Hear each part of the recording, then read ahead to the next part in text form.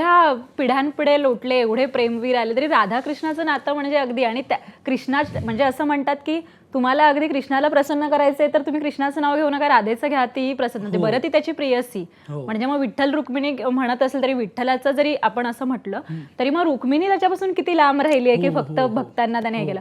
तर ह्या एकंदर ह्या स्त्रियांच्या तपश्चर्येबद्दल मला ऐकायचंय.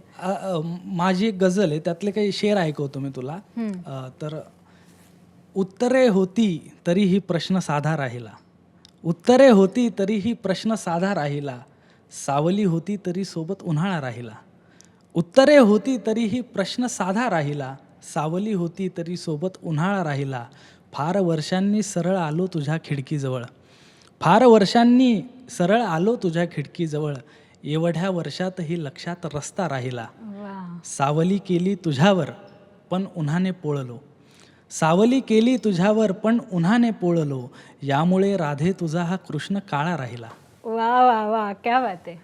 तर मला असं वाटतं की यात ते दोघं तितके श्रेष्ठ आहेत म्हणून ते प्रेम मोठं आहे. म्हणजे बऱ्याचदा आपल्याला वाटतं की राधेने सोसलं असेल किंवा कृष्णाने, खरं तर असं काही नाही आहे. म्हणजे दोघांचा तो संघर्ष आहे त्या प्रेमातला, आणि म्हणून ते नाव इतकं जोडलं जातं.